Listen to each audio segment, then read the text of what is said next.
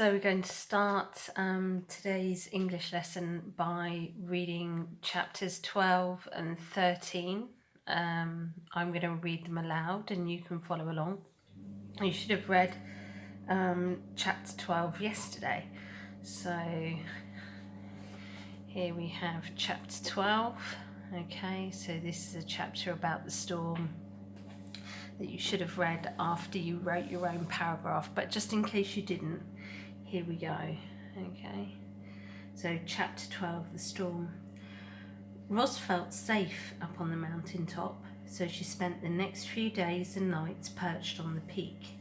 But everything changed one afternoon when a low flying cloud crept up the mountain and Ros found herself surrounded by white. When the world faded back into view, she noticed more clouds floating south past the island. Then she heard a deep rumble behind her. The robot turned her head around and saw the sky was filled with a swirling wall of darkness. Light flickered here and there. More deep rumbles. A storm was approaching, and it wasn't just any storm. It was as fierce as the one that had sent the cargo ship to the ocean floor. The wind picked up, and the first drops of rain tapped against the robot. It was time to go. Ros unclamped her hands and began sliding down the peak.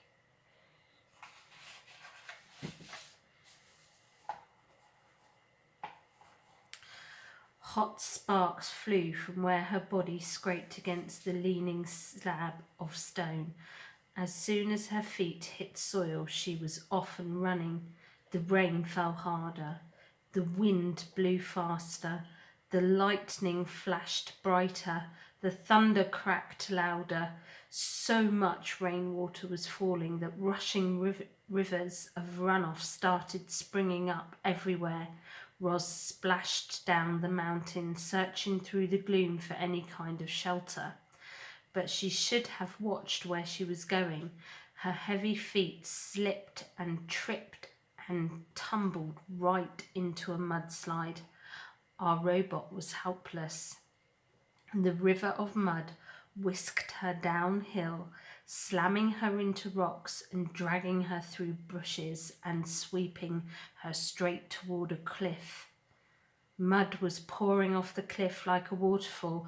Ros frantically clawed at the ground, grasping for anything she could hold on to, but the flow only carried her faster towards the edge, and just as she was about to plunge over the side, she came to a hard, sudden stop. Mud surged around her, spraying her face and pinning her against some solid thing. She blindly felt with her hands and recognized the thick roots and trunk of a pine tree. She was pulling herself up into the branches. The wind whipped across the mountainside, and Ros heard the familiar thunk of pine cones pelting her body, but she didn't mind them. She was just happy to be safe from the mud flow. The robot locked her arms and legs around the tree and waited for the storm to blow over.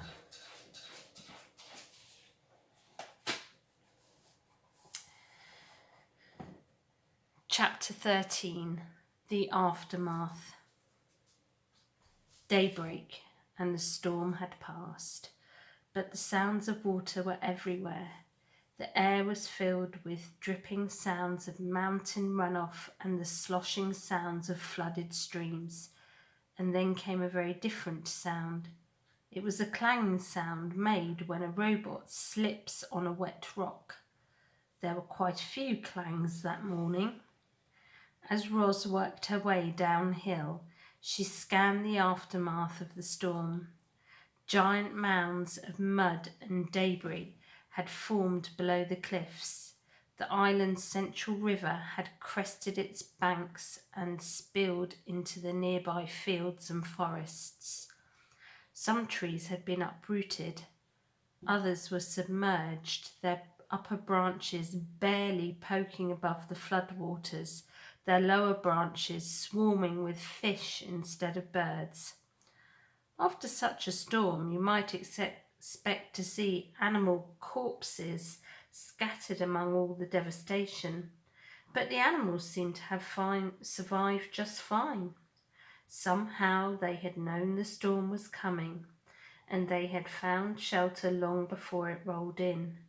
Lowland creatures who had sought refuge on higher ground were waiting patiently for the water to recede.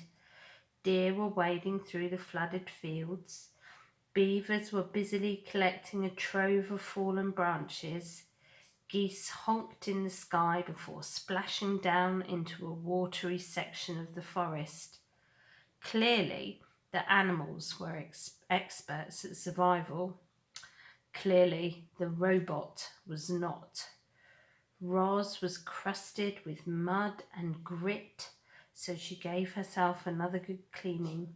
But that only revealed her dents and scratches. They were really starting to build up. She hardly resembled the perfect robot who had appeared on the shore just a week earlier.